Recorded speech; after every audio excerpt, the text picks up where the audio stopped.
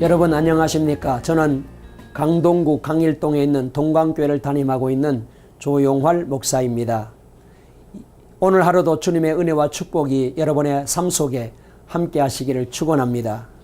세계 최대 사막인 사하라 사막을 횡단했던 스티브 도나휴라는 사람이 쓴 책 사막을 횡단하는 6가지 방법이라는 책에 보게 되면은 이분은 인생을 산이 아닌 사막을 횡단하는 것으로 보아야 되며 그리고 그 사막을 횡단하기 위한 6가지 방법을 이렇게 말하고 있습니다. 첫째로 사막을 횡단할 때는 지도가 아니라 나침판을 사용해야 된다고 말하고 있습니다.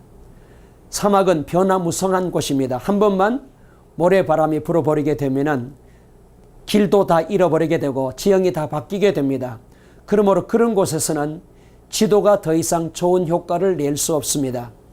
그러므로 그때는 나침판을 보고 방향을 설정하고 길을 걸어가야 된다는 것입니다. 여러분, 우리가 살고 있는 이 세상도 어쩌면은 사막 같은 변화무성한 곳입니다. 그러므로 지도는 더 이상 우리에게 도움이 될 수가 없습니다. 여러분, 우리 인생의 나침판은 바로 하나님의 말씀입니다.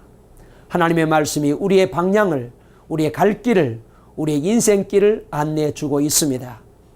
두 번째로는 오아시스를 만났을 때에는 충분히 쉬어가라고 이분이 말하고 있습니다. 사막길에 오아시스를 만난다는 것은 최고의 행복이고 기쁨입니다. 그러므로 그 시간에 수분도 취하고 휴식도 취하고 그동안 피로했던 몸과 마음을 다시 한번 재충전하여 새롭게 사막의 여행길을 걸어갈 수 있어야 됩니다. 그러듯이 우리의 인생길도 때로는 힘들고 어려울지라도 이 오아시스를 만나야 되는데 이 오아시스는 다름 아니라 바로 하나님 앞에 나가 예배하는 것이 우리 인생의 오아시스입니다. 예배를 통하여 하나님을 만나게 되고 예배를 통하여 말씀을 듣고 은혜 받으면 우리도 영적으로 지친 몸과 마음을 다시 한번 재충전하여 새로운 인생, 성공의 인생을 걸어갈 수가 있을 것입니다. 세 번째로 사막길을 가다가 자동차가 모래에 빠지게 되면 바람을 빼라고 말했습니다.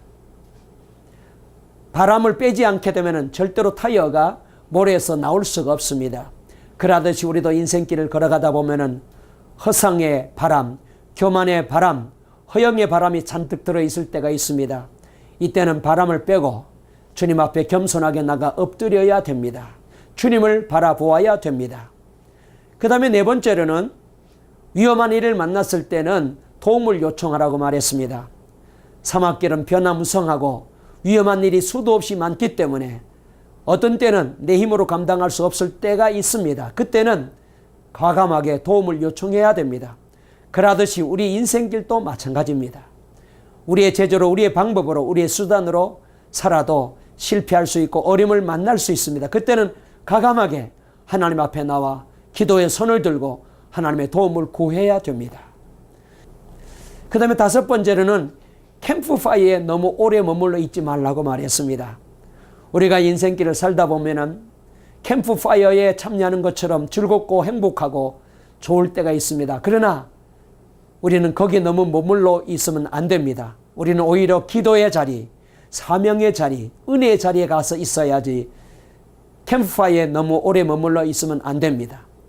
마지막 여섯 번째로 허영의 국경에 머물러 있지 말라고 말했습니다. 우리가 살다 보면은 두려움이 생기고 공포가 밀려오고 삶의 미래에 대한 어려움이 찾아올 때가 있습니다. 이때는 과감하게 거기에서 빨리 자리를 떠나야 됩니다. 그리하고 하나님을 바라보고 살아야 됩니다. 여러분, 이처럼 우리 하나님께서는 우리가 인생을 살아갈 때에 하나님께 묻고 하나님을 의지하고 하나님께 기도하여 하나님의 인도를 받고 살기를 원하고 계십니다. 성경 여호수아서 9장에 보면은 여호수아가 두 번의 실수를 거듭하게 되는데 첫 번째로는 아이성 전투에 나갔다가 패배하는 실패를 경험하게 되었고 두 번째 실패는 여호수아 군대가 전열을 정비하여 아이성 전투에 승리합니다. 그랬더니 주변에 있는 사람들이 다 두려워 겁을 냅니다. 그 중에 기브아 족속들이 찾아와서 우리는 먼 데서 온 사람들인데 당신들과 화친 조약을 맺고 싶습니다라고 얘기합니다. 여호수아는 그때 하나님께도 묻지 아니하고 저들과 화친 조약을 맺었습니다. 그런데 이것이 나중에 빌미가 되어 기브아 족속들이 두고두고 이스라엘 나라와 여호수아에게 발목을 잡는 그런 큰 아픔이 되었습니다. 우리가 인생을 살아갈 때 이렇게 하나님께 물어야지, 하나님께 묻지 않게 되면 우리도 여호수아와 같은 아픔과 고통 속에 살아갈 수밖에 없습니다. 성경은 하나님께서 우리에게 늘 묻고 기도하기를 원하십니다. 그러므로 사랑하는 여러분, 오늘도 여러분 어렵습니까? 힘듭니까? 사막 같은 힘든 길을 걸어가고 계십니까? 하나님께 묻고 기도하면은 하나님이 여러분의 길을 인도해 주셔서 형통의 길로, 축복의 길로 살아갈 수 있게 해 주실 줄 믿습니다. 하나님이 함께하는 복된 삶을 살아가는 여러분 다 되시기를 주의 이름으로 축복합니다.